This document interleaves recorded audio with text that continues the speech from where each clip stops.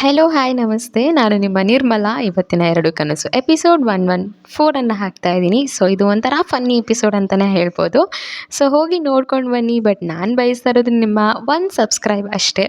So subscribe ಮಾಡಿಕೊಂಡು ವೀಡಿಯೋನ ನೋಡಿ. ನಿಮಗೂ ಖುಷಿ ಆಗುತ್ತೆ, ನನಗೂ ಖುಷಿ ಆಗುತ್ತೆ. ನನಗೂ ಇನ್ನೂ ಚೆನ್ನಾಗಿರೋ ವೀಡಿಯೋಸ್ನ ಮಾಡಬೇಕು ಅಂತ ಖುಷಿ ಆಗುತ್ತೆ. ಇನ್ನೊಂದು ಕಥೆನೂ ಕೂಡ ಅಪ್ಲೋಡ್ ಮಾಡ್ತೀನಿ, ಅದನ್ನು ನೋಡಿ. ಸೊ ಇದೇ ಥರ ಸಪೋರ್ಟ್ ಮಾಡಿ ಅಂತ ಹೇಳ್ತಾ ಲವ್ ಯು ಆಲ್. ಹೋಗಿ ವೀಡಿಯೋನ ನೋಡ್ಕೊಂಡು ಬನ್ನಿ. ಎಪಿಸೋಡ್ 114. 10 ಮಕ್ಕಳು ಸಾಕಾ, ಇನ್ನೂ 10 ಬೇಕಾ? ಶರತ್ ನಿತ್ಯ ಹೇಳಿದ ಮಾತು ಕೇಳಿ ಇನ್ನೂ ಶಾಕ್ನಲ್ಲೇ ಇದ್ದ. ನಿತ್ಯ ಅವ್ನು ಸೈಲೆಂಟ್ ಆಗಿರೋದು ನೋಡಿ, ಯಾಕೆ ಸರ್ ಏನೂ ಮಾತಾಡ್ತಾ ಇಲ್ಲ? ಓ, ಇನ್ನೂ ನಾನು ಹೇಳಿದ್ರ ಬಗ್ಗೆನೇ ಥಿಂಕ್ ಮಾಡ್ತಾ ಇದ್ದೀರಾ ಅಂದ್ಲು. ಶರತ್: ಹಾಂ ಪಾರಿಜಾತ, ನಿಮ್ಮ ಫ್ಯಾಮಿಲಿ ಬಗ್ಗೆ ತಿಳ್ಕೊಳ್ಳೋಕೆ ನನಗೆ ತುಂಬ ಕ್ಯೂರಿಯಸ್ ಆಗ್ತಿದೆ. ಕನಕಾಂಬರಿ ಅನ್ನೋರ ಬಗ್ಗೆ ಹೇಳು ಅಂದ. ನಿತ್ಯ: ಸರಿ ಹೇಳ್ತೀನಿ ಕೇಳಿ ಸರ್. ನಮ್ಮ ಅಪ್ಪ ಕನಕಾಂಬರಿ ಅಮ್ಮನ ಪ್ರೀತಿ ಮಾಡಿ ಮದುವೆ ಆಗಿದ್ದರು. ಅವ್ರಿಗೆ ಮಕ್ಕಳು ಅಂದರೆ ತುಂಬ ಪ್ರೀತಿ ಜಾಸ್ತಿ ಇತ್ತು. ಅದಕ್ಕೋ ಏನೋ ಮದುವೆ ಆಗಿ 5-6 ವರ್ಷ ಕಳೆದ್ರು, ಅವ್ರಿಗೆ ಮಗು ಆಗಲಿಲ್ಲ. ಅದೆಷ್ಟೋ ದೇವರಿಗೆ ಹರಕೆ ಕಟ್ಕೊಂಡ್ರು, ಏನೂ ಪ್ರಯೋಜನ ಆಗಲಿಲ್ಲ. ಇದೇ ಕೊರಗಲ್ಲಿ ಇದ್ದ ಅವ್ರಿಗೆ ಈ ವಂಶ ಬೆಳಗ್ಸೋಕೆ ತನ್ನಿಂದ ಆಗ್ತಾ ಇಲ್ಲ ಅಂತ ಡಿಪ್ರೆಷನ್ಗೆ ಒಳಗಾಗಿದ್ರು. ಇನ್ನೂ ತಮಗೆ ಮಗು ಆಗೋದೇ ಇಲ್ಲ ಅಂತ ಡಿಸೈಡ್ ಮಾಡಿ ಅವ್ರ ಸ್ವಂತ ತಂಗಿ ಅಂದರೆ ನಮ್ಮಮ್ಮ ಲಕ್ಷ್ಮಿ ಜೊತೆ ಅವರೇ ಮುಂದೆ ನಿಂತು ಇಬ್ರಿಗೂ ಮದುವೆ ಮಾಡಿಸಿದ್ರು. ಶರತ್ ಆಶ್ಚರ್ಯದಲ್ಲಿ: ವಾಟ್, ಸ್ವಂತ ತಂಗಿ ಜೊತೆಗೆ ಮದುವೆ ಮಾಡಿಸಿದ್ರಾ? ಶಿ ವಾಸ್ ಸೋ ಗ್ರೇಟ್ ಅಲ್ವಾ? ಮುಂದೆ ಏನಾಯಿತು ಅಂದ. ನಿತ್ಯ: ನಮ್ಮಮ್ಮ ಮದುವೆ ಆಗಿ ಈ ಮನೆಗೆ ಕಾಲಿಟ್ಟುಗಳಿಗೆ ಚೆನ್ನಾಗಿತ್ತು ಅನಿಸುತ್ತೆ. ಅವ್ರು ಬಂದ ಮೇಲೆ ನಮ್ಮಮ್ಮ ಮತ್ತು ಕನಕಾಂಬರಿ ಅಮ್ಮ ಇಬ್ಬರೂ ಒಟ್ಟಿಗೆ ಕನ್ಸೀವ್ ಆದರು. ಶರತ್: ವಾವ್, ಇದು ಗುಡ್ ನ್ಯೂಸ್ ಅಂದರೆ. ಆಮೇಲೆ ಅಂದ. ನಿತ್ಯ: ಮಕ್ಕಳಿಲ್ಲ ಅಂತ ಅದೆಷ್ಟೋ ನೋವು ಅನುಮಾನಗಳನ್ನ ಅನುಭವಿಸಿದ ನಮ್ಮ ಅಪ್ಪ ಅಮ್ಮಂದಿರೋ ಖುಷಿಗೆ ಕೊನೆಯೇ ಇರಲಿಲ್ಲ. ಅವ್ರು ಆ ಖುಷಿ ನೋಡಿ ಆ ದೇವರಿಗೂ ಸಹಿಸೋಕ್ಕಾಗಲಿಲ್ಲ ಅನಿಸುತ್ತೆ. ತುಂಬ ಖುಷಿಯಾಗಿದ್ದ ನಮ್ಮ ಅಪ್ಪ ಅಮ್ಮನ ಲೈಫ್ನಲ್ಲಿ ಅವತ್ತು ವಿಧಿ ಮೊದಲನೇ ಸಲ ಚೆಲ್ಲಾಟ ಆಡ್ತು. ನಮ್ಮಮ್ಮ ಮತ್ತು ಕನಕಾಂಬರಿ ಅಮ್ಮ ಇಬ್ಬರಿಗೂ ಒಟ್ಟಿಗೆ ಹೆರಿಗೆ ನೋವು ಶುರುವಾಗಿತ್ತು. ಇಬ್ಬರನ್ನು ಒಂದೇ ನರ್ಸಿಂಗ್ ಹೋಮ್ಗೆ ಸೇರಿಸಿ ಶುಭ ವಿಚಾರಕ್ಕೆ ಕಾಯ್ತಾ ಇದ್ದ ಅಪ್ಪನಿಗೆ ಡಾಕ್ಟರ್ ಬಂದು, ಕನಕಾಂಬರಿ ಅಮ್ಮನ ಕಂಡೀಷನ್ ತುಂಬ ಕ್ರಿಟಿಕಲ್ ಆಗಿದೆ, ಮಗು ತಿರುಗುತ್ತಾ ಇಲ್ಲ, ಅವ್ರು ತುಂಬ ವರ್ಷಗಳ ನಂತರ ಕನ್ಸೀವ್ ಆಗಿರೋದ್ರಿಂದ ಬಲವಂತ ಮಾಡಿದರೆ ತಾಯಿ ಜೀವಕ್ಕೆ ಅಪಾಯ ಇದೆ, ಮಗು ಇಲ್ಲ ಅಂದರೆ ತಾಯಿ ಇಬ್ಬರಲ್ಲಿ ಒಬ್ಬರು ಅನ್ನೋ ಸಂದರ್ಭ ಬರ್ಬೋದು ಅಂದರು. ಶಾಮಣ್ಣಗೆ ತಿಕ್ಕೇ ತೋಚಿಲ್ಲ. ಹಾಗೆಲ್ಲ ಹೇಳಬೇಡಿ ಡಾಕ್ಟರ್, ನನ್ನ ಕನಕಾಂಬರಿ ಈ ಮಗುಗೋಸ್ಕರ ತನ್ನ ಪ್ರಾಣನೇ ಹೊತ್ತೆ ಇಟ್ಟವಳೆ. ಹೇಗಾದರೂ ಮಾಡಿ ತಾಯಿ ಮಗು ಇಬ್ಬರನ್ನೂ ಉಳಿಸಿ ಅಂತ ಕೈ ಮುಗಿದು ಬೇಡ್ಕೊಂಡ್ರು. Doctor: we try our level best, ನಮ್ಮ ಕರ್ತವ್ಯ ನಾವು ಮಾಡ್ತೀವಿ, ಯಾವುದಕ್ಕೂ ನೀವು ಒಂದು ಸ್ಟೇಟ್ಮೆಂಟ್ ಕೊಟ್ಟಿರಿ ಅಂತ ಅವರಿಂದ ಸೈನ್ ತೊಗೊಂಡು ಮತ್ತೆ ಒಳಗೆ ಹೋದರು. ಶಾಮಣ್ಣ ಮತ್ತು ಉಮಾಪತಿ ಅವರು ಹೊರಗೆ ನಿಂತು ವೆಯ್ಟ್ ಮಾಡ್ತಾಯಿದ್ರು. ತುಂಬ ಹೊತ್ತಾದ ಮೇಲೆ ಡಾಕ್ಟರ್ ಹೊರಗೆ ಬಂದು ಅವರಿಬ್ಬರಿಗೂ ಹೆರಿಗೆ ಆಯಿತು. ಲಕ್ಷ್ಮಿ ಅವ್ರಿಗೆ ಅವಳಿ ಜವಳಿ ಮಕ್ಕಳು ಮತ್ತೆ ಅಂತ ಹೇಳ್ತಾ ಸ್ಟಾಪ್ ಮಾಡಿದ್ರು. ಶಾಮಣ್ಣ ಭಯದಲ್ಲಿ ಮತ್ತೆ ನನ್ನ ಕನಕಾಂಬ್ರಿಗೆ ಅಂತ ಕೇಳಿದ್ರು. Doctor: we are very sorry sir, ಅವ್ರ ಹೆರಿಗೆ ತುಂಬ ಕ್ರಿಟಿಕಲ್ ಆಗಿದ್ದರಿಂದ ಅವ್ರನ್ನ ಉಳ್ಸೋಕ್ಕಾಗಲಿಲ್ಲ. ಆದರೆ ಮಗು ಉಳ್ಕೊಂಡಿದೆ, ಅದು ಕೂಡ ಹೆಣ್ಮಗುನೇ. ಹೆರಿಗೆ ತುಂಬ ಕಷ್ಟ ಆಗಿರೋದ್ರಿಂದ ಮಗು ಉಸಿರಾಟಕ್ಕೆ ತುಂಬ ತೊಂದರೆ ಆಗಿದೆ. ಅದಕ್ಕೋಸ್ಕರ ICUಗೆ ಶಿಫ್ಟ್ ಮಾಡಬೇಕಾಗಿದೆ ಅಂತ ಹೇಳೋ ಅಷ್ಟರಲ್ಲೇ ನರ್ಸ್ ಒಬ್ಬರು ಓಡಿ ಬಂದು, ಡಾಕ್ಟರ್ ಆ ಮಗು ಕೂಡ ಉಸಿರಾಡ್ತಾ ಇಲ್ಲ, ಪ್ಲೀಸ್ ಬೇಗ ಬನ್ನಿ ಅಂತ ಕೂಕ್ಕೊಂಡ್ಳು. ಡಾಕ್ಟರ್ ಅವ್ರ ಮಾತು ಕೇಳಿ ಓ ಮೈ ಗಾಡ್ ಅಂತ ಮತ್ತೆ ಮಗು ಇದ್ದ NICU ವಾರ್ಡ್ಗೆ ಓಡಿ ಬಂದು ಆ ಮಗುನ ಚೆಕ್ ಮಾಡಿದ್ರು. ಅಷ್ಟರಲ್ಲಿ ಆ ಮಗು ಉಸಿರು ಚೆಲ್ಲಿತ್ತು. ಡಾಕ್ಟರ್ ಮತ್ತೆ ಪೇಚ್ ಮೊರೆ ಹಾಕ್ಕೊಂಡು ಶಾಮಣ್ಣನ ಹತ್ರ ಬಂದು, we are really sorry sir, the child is no more ಅಂತ ಹೇಳಿದ್ರು. ಶಾಮಣ್ಣಗೆ ಸಿಡ್ಡಲೇ ಬಡ್ದಂತಾಯಿತು.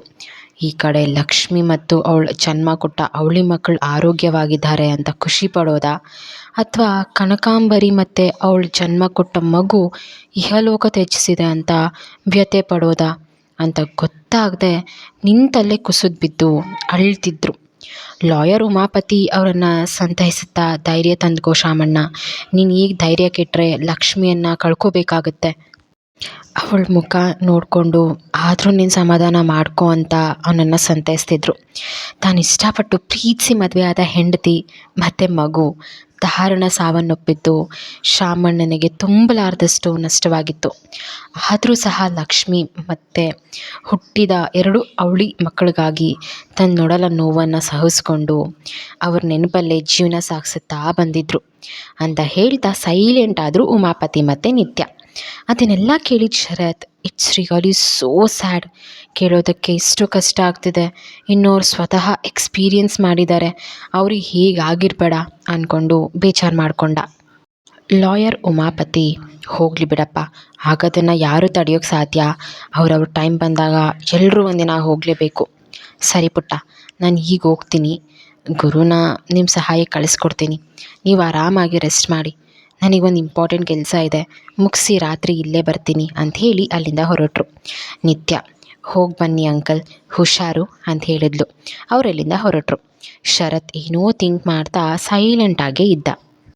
ನಿತ್ಯ ಅವನನ್ನು ನೋಡಿ ಹತ್ತಿರ ಬಂದಳು. ಯಾಕೆ ನನ್ನ ಪತಿದೇವರು ಸೈಲೆಂಟ್ ಆಗಿದ್ದಾರಲ್ಲ, ಏನಾಯಿತು ಸರ್ ಅಂತ ಕೇಳಿದ್ಲು. ಶರತ್, ನೀನು ಹೇಳಿದ ಕತೆ ಯಾಕೋ ತುಂಬ ಮನಸ್ಸಿಗೆ ಹರ್ಟ್ ಆಯಿತು ಪಾರಿಜಾತ. ಪಾಪ ಅವರು ಎಷ್ಟು ಆಸೆ ಕನಸನ್ನು ಕಟ್ಕೊಂಡಿದ್ರೋ ಏನೋ, ಅವರು ಆ ಮಗುನ ಮುಟ್ಟಿ ಮುದ್ದಿಸಿ ಆನಂದ ಪಡೋ ಟೈಮ್ನಲ್ಲಿ ಆ ರೀತಿಯೆಲ್ಲ ಆಗೋಯ್ತಲ್ಲ ಪಾರಿಜಾತ. ಅದಕ್ಕೆ ಅಂತ ಬೇಜಾರು ಮಾಡಿಕೊಂಡು ಕೈ ಕಟ್ಕೊಂಡು ವಿಂಡೋಯಿಂದ ಆಚೆ ನೋಡ್ತಾ ನಿಂತಿದ್ದ.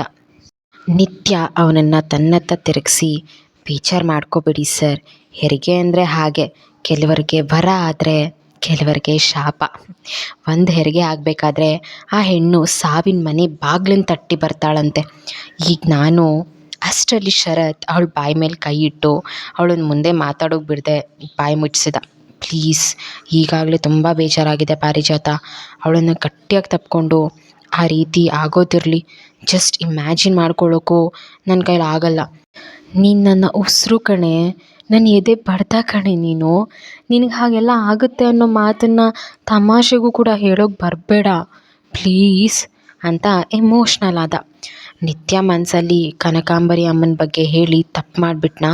ಪಾಪ ಶರತ್ ಸರ್, ಅವರಿಗೆ ಮಗು ಅಂದರೆ ಅಷ್ಟೊಂದು ಇಷ್ಟ ಅಂತ ಗೊತ್ತಿದ್ರೂ ನಾನು ಆ ಸಂದರ್ಭದಲ್ಲಿ ಅದನ್ನೆಲ್ಲ ಹೇಳಬಾರ್ದಾಗಿತ್ತು ಅನಿಸುತ್ತೆ ಅಂದ್ಕೊಂಡು ಅವನಿಂದ ಸಡಿಲಿಸಿ ಅವನ ಎರಡೂ ಕೆನ್ನೆ ಹಿಡಿದು, ಯಾಕೆ ಸರ್, ಯಾಕೆ ಇಷ್ಟೊಂದು ಬೇಜಾರು ಮಾಡ್ಕೋತೀರಾ, ನಾನು ನಿಮ್ಮನ್ನು ಬಿಟ್ಟು ಎಲ್ಲೂ ಹೋಗಲ್ಲ, ಇಮ್ಯಾಜಿನೇಷನ್ ಕೂಡ ಮಾಡ್ಕೊಳ್ಬೇಡಿ, ಆದರೆ ಇದನ್ನು ಮಾತ್ರ ನೆನಪಿನಲ್ಲಿ ಇಟ್ಕೊಳ್ಳಿ, ನಾನು ಈ ಜನ್ಮ ಪೂರ್ತಿ ಕೂದಲು ವೈಟ್ ಆಗೋ ತನಕ ನಿಮ್ಮ ಜೊತೆನೇ ಇರೋದು, ನಿಮಗೆ ಕಾಟ ಕೊಟ್ಕೊಂಡು 10 ಮಕ್ಕಳು ಮಾಡಿಕೊಂಡು ನನ್ನ ಮಕ್ಕಳು ಮೊಮ್ಮಕ್ಕಳು ನನ್ನ ಮರಿ ಮೊಮ್ಮಕ್ಕಳಿಗೆಲ್ಲ ನಿಮ್ಮ ಜೊತೆ ಜಗಳ ಆಡಿದ್ದು, ನಿಮ್ಮನ್ನು ಪ್ರೀತಿ ಮಾಡಿದ್ದು, ಇದನ್ನೆಲ್ಲ ಕಥೆ ರೂಪದಲ್ಲಿ ಹೇಳಬೇಕು. ವಯಸ್ಸಾದ ಮೇಲೆ ನನಗೆ ನೀವು, ನಿಮಗೆ ನಾನು, ಊರಿಗೆಲ್ಲ ಆಗಿರಬೇಕು. ನಾವಿಬ್ಬರು ತೂಗು ಮಂಚದ ಮೇಲೆ ಕೂತು ನಾವು ನಡೆದು ಬಂದ ದಾರಿನೆಲ್ಲ ಮೆಲುಕು ಹಾಕ್ತಾ ನಮ್ಮ ಇತ್ತೀಚಿನ ಇನ್ನಷ್ಟು ಗಟ್ಟಿ ಮಾಡ್ತಾ ಮುಂದೆ ಸಾಗ್ತಾ ಇರಬೇಕು. ಆ ಪ್ರೀತಿ ಪಯಣದಲ್ಲಿ ನಮ್ಮಿಬ್ಬರ ಸಾವು ಜೊತೆಗೇ ಆಗಬೇಕು, ಅಲ್ಲಿ ತನಕ ನಾನು ಸಾಯೋದಿಲ್ಲ ಅಂತ ತರಲೆ ಮಾಡ್ತಾ ಅವನ ಬೇಜಾರನ್ನು ದೂರ ಮಾಡಿದ್ಲು. ಶರತ್ ನಗ್ತಾ 10 ಮಕ್ಕಳ ಅಂತ ಆಶ್ಚರ್ಯದಲ್ಲಿ ಕೇಳ್ದ. ನಿತ್ಯ ಅವನ ಮುಖದಲ್ಲಿ ಸ್ಮೈಲ್ ನೋಡಿ, ಸದ್ಯ ಈಗಲಾದರೂ ನಗ್ತಾ ಇದ್ದೀರಲ್ಲ ಅಂತ ಅವನ ಕೆನ್ನೆಗಿಲ್ತಾ, 10 ಮಕ್ಕಳು ಸಾಕಾಗಲ್ಲ ಅಂದರೆ ಹೇಳಿ, ಇನ್ನೂ 10 ಮಕ್ಕಳು ಮಾಡ್ಕೊಳ್ಳೋಣ ಅಂತ ನಗ್ತಾಳೆ. ಶರತ್ ಅವಳ ಮಾತು ಕೇಳಿ ಅವಳನ್ನು ಗಟ್ಟಿಯಾಗಿ ತಪ್ಕೊಂಡು, 10 ಮಕ್ಕಳು ಬೇಡ, ಸುಮ್ಮನೆ ನಮ್ಮಿಂದ ಯಾಕೆ ಪಾಪ್ಯುಲೇಷನ್ ಜಾಸ್ತಿ ಆಗೋದು, ಬೇಡ, ಆರ್ತಿಗೊಂದು ಕೀರ್ತಿಗೊಂದು ಸಾಕು ಅಂದ. ನಿತ್ಯ, ಹೌದಾ, ತಥಾಸ್ತು ಅಂದ್ಲು ತರ್ಲೆ. ಶರತ್, ಓ ನನ್ನ ದೇವಿ ಅಸ್ತು ಅಂದಾಯಿತು, ಹಾಗಾದರೆ ನಾವು ಮುಂದುವರಿಬಹುದು ಅಂತ ಅಂದ. ನಿತ್ಯ ನಾಚಿಕೊಂಡು, ಅಸ್ತು ಅಂತ ಯಾವಾಗಲೂ ಹೇಳಿ ಆಯ್ತಲ್ಲ ಸರ್ ಅಂದು.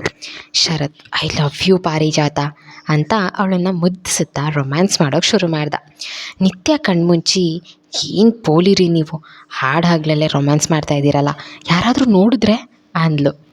ಶರತ್, ಇಲ್ಲಿ ಯಾರಿದ್ದಾರೆ, ನಾನು ಮತ್ತು ನನ್ನ ಈ ರಾಕ್ಷಸಿ ಬಿಟ್ಟರೆ ಇಷ್ಟಕ್ಕೂ ನಾನು ನನ್ನ ಹೆಂಡತಿ ಜೊತೆ ತಾನೇ ರೊಮ್ಯಾನ್ಸ್ ಮಾಡ್ತಾ ಇರೋದು, ನಿನಗೆ ಯಾಕೆ ಅದಲ್ಲ ಅಂದ.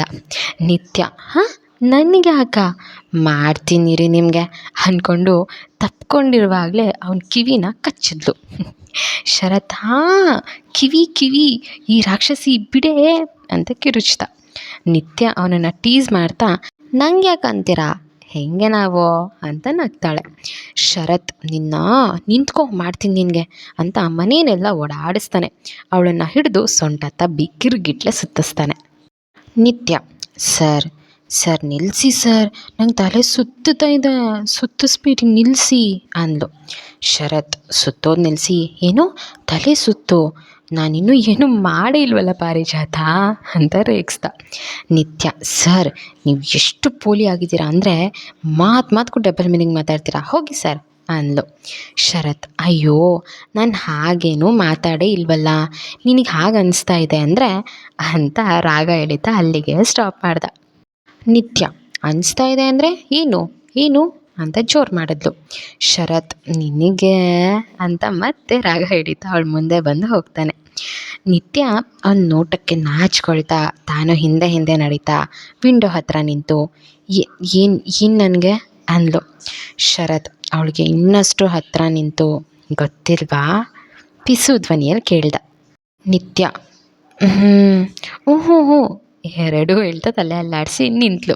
ಅಷ್ಟರಲ್ಲಿ ಡೋರ್ ಲಾಕ್ ಸೌಂಡ್ ಕೇಳಿ ಶರತ್, ನಂಗೆ ಗೊತ್ತಿತ್ತು ನಾವು ಏಕಾಂತದಲ್ಲಿರೋದನ್ನು ಮನುಷ್ಯರಲ್ಲ, ಆ ದೇವ್ರು ಕೂಡ ಸಹಿಸ್ಕೊಳ್ಳಲ್ಲ ಅಂತ ಬೈಕೊಂಡ.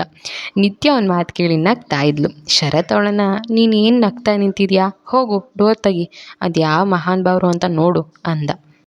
ಮತ್ತೆ ಯಾರಪ್ಪ ಬಂದು ಡೋರ್ ನಾಕ್ ಮಾಡಿದ್ದು, ಹಾಗಾದರೆ ಈ ಸತಿನೂ ಅದೇ ಕರುಣ್ಯರಲ್ಲಿರ್ಬೋದಾ? ಮತ್ತೆ ನಿತ್ಯ ಹೆದರ್ಕೊಳ್ತಾಳ? ಇದನ್ನೆಲ್ಲ ನೆಕ್ಸ್ಟ್ ಎಪಿಸೋಡಲ್ಲಿ ತಿಳ್ಕೊಳ್ಳೋಣ. ಅಲ್ಲಿ ತನಕ ಕೇಳ್ತಾ ಇರಿ ನಿಮ್ಮ ವ್ಲಾಗ್ಸ್. ದಯವಿಟ್ಟು ಸಬ್ಸ್ಕ್ರೈಬ್ ಮಾಡ್ಕೊಳ್ಳೋದನ್ನು ಮರಿಬೇಡಿ. ಸಬ್ಸ್ಕ್ರೈಬ್ ಮಾಡಿಕೊಂಡು ವಿಡಿಯೋನ ನೋಡಿ.